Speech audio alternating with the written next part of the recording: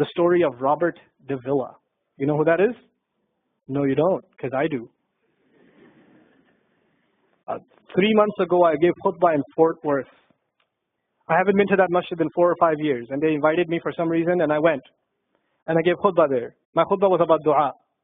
An Egyptian fellow comes up to me, a young man came up to me afterwards, he goes, Allah fulfilled my dua today. And I said, what's your dua? He said, my dua was that Noaman Ali Khans should meet Robert de Villa. I was like, are you Robert de Villa? He goes, nope, I am not Robert de Villa. Robert de Villa is my friend. But I think Allah is fulfilling my dua. I was like, fire away, I want to know. Robert de Villa is a young man who lives in a town 40 minutes past Fort Worth. He was a farmer, young guy. And he was hit with some sort of genetic disorder that kicked in later on in his life, and he became paralyzed from the neck down. And he lives in a nursing home. Most people in that nursing home are 90 years, 100 years. They're really, really old people. And then there's, his room where he's paralyzed neck down. He's the only 30-something-year-old that is in the nursing home, okay? And he's been in that nursing home for the last 10 years. His family got a computer for him that's voice activated so he can give voice commands, put a headphone on and Google stuff and search stuff so he can surf the web and find information. In his room, and by the way, staunch Christian family, the minister comes and prays for him every week and things like that. And his best friend was in the bed next to him. One of his best friends. He became best friends because he met him at the nursing home. This person was also paralyzed and he needed a new liver. Okay? A liver transplant. He was waiting for a liver transplant. And they used to talk about, God and things like that all the time. They were good friends. Finally, his best friend got a call that there's a donor available for the liver. So he's so excited. He goes, Robert, I'm going to miss you, but I'm going. I've got a donor. So they take his friend and they go into the operation, and his friend died at the operating table. Now his friend, who's also a Christian, the deceased friend, his sister, took one of the amulets of his friend, a crucifix, and she gave it as a gift to Robert. This is a reminder of your old buddy. So he hung it on the side of his hospital bed. Robert de Villa lives a pretty decent life in there. The nurses take care of him. He's a happy guy. And one day he goes to sleep and he sees a man in his dream.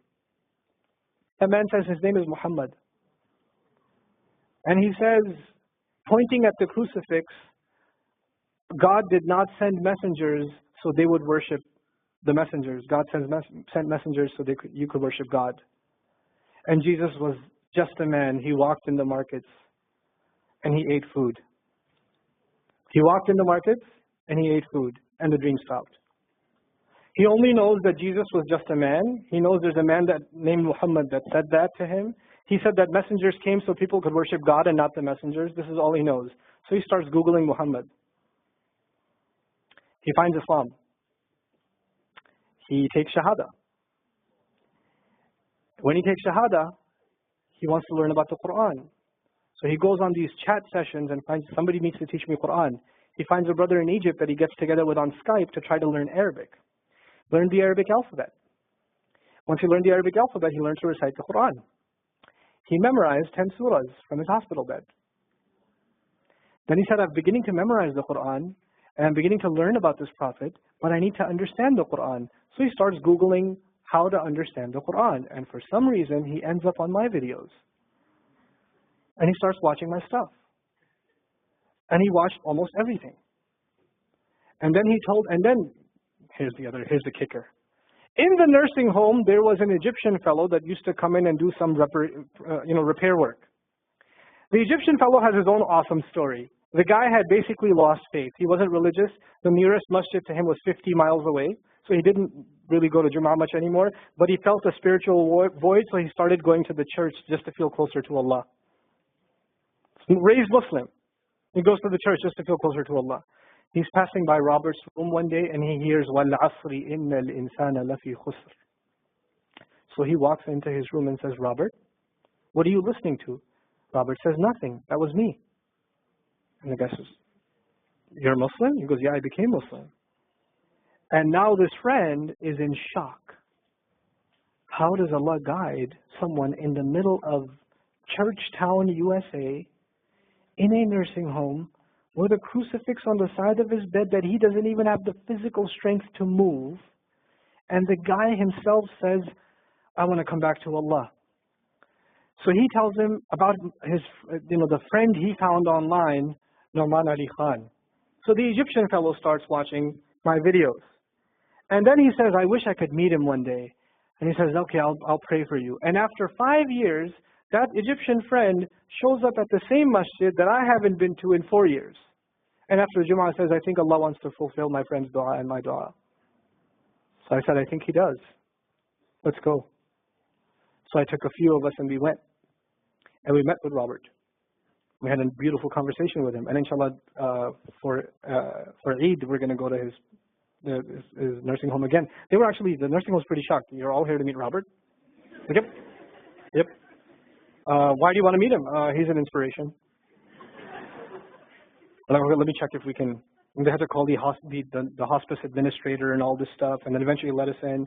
And Robert's in shock. And then I meet with Robert. We're talking, and I was like, "Hey, Robert, so I heard you memorize some surahs." He says, "Yeah. Can you recite one for me?" So he recited Surah Al-Asr. Not one of us was not crying. We're just in tears. When somebody turns to Allah, don't worry about the means. Guidance will come. Balance will come. I want to tell you some more about Robert because young guys are here. Young guys that play basketball. Young guys that are healthy. Young guys that have ambition. I told you what's his paralysis, from where to where? Neck down. He has a special wheelchair that has to hold pretty much every part of his body in place. He can't just sit in a wheelchair. It holds his neck and it holds every other part of his body in place because he has no control over his limbs.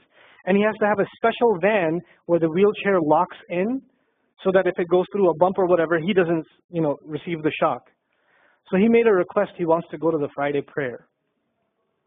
They didn't have the special van, so they put him in a regular van. And so he went in the regular van and a few bumps and his spine got even more hurt. He went to Jumu'ah. He came back in excruciating pain. And they said, I'm sorry, Robert, you're no longer able to sit in your wheelchair. You're going to have to stay in your bed for the next 6 months at least. If you see recovery, then you can get back up again. I met him in that span. He'd already been in that bed for 3 months already. And the reason he was in that bed is he went to Jummah prayer. And he told me about the Jummah prayer. He said, I've never felt more peace in my life than I was in that masjid. And you know what I'm going to do, Brother Noman? When I can sit in my chair again, I'm going to go to Jummah. I'm going to go to the masjid because I've never felt like that before. There's someone who has nothing but control over his mouth and his eyes. And he says, I only find peace in the masjid. And here we are. These masajid, I don't care what ideology, what school of thought, what they're talking about in the masjid, what fitna is there. I don't care. It's still Allah's house. Just go to pray. Don't go there to talk to people. Go there to talk to Allah. Just go to talk to Allah. You're just going for you and Allah. That's it. That's it.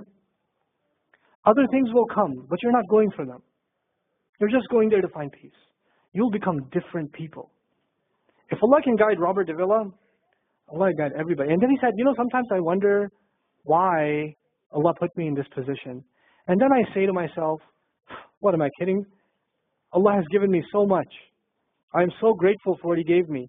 And if this is the way He was going to bring me to Islam, it's all worth it. So worth it. You have Muslims that lose a little bit of health and they say, why is Allah doing this to me?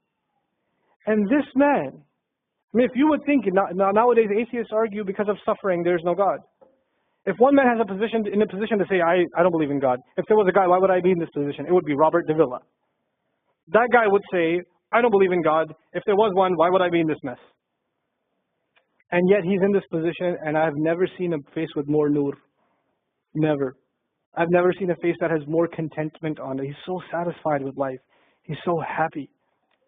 He's just happy. The last 7 or 8 khutbahs I've given are actually based on one sentence each on one sentence that he said in his conversation. Is that profound? He's the teacher to me. I consider him a teacher. He's my sheikh. Somebody says, who's your sheikh? I say, Robert Davila. Really? Is that a pizza place? Or no. The guidance is all around us. You don't have to get worried about what's not there. There's plenty there. You know what Allah did for the people of the cave? You know, He even guided them in where to sleep.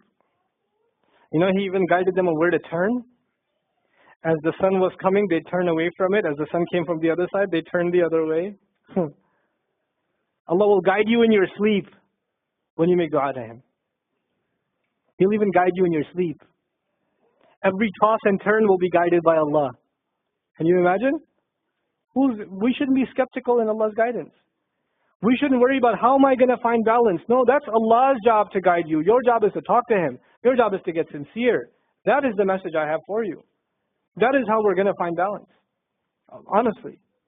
And if once you do that, once you become sincere to Allah, Allah will open doors. Allah will give you friends. Allah will give you teachers. Allah will give you access to resources, all of which are going to bring you closer and closer and closer to Him and to the truth and make life better for the people around you. This is really the gist of what I wanted to share with you. I don't want to speak longer. I've spoken too long already. I love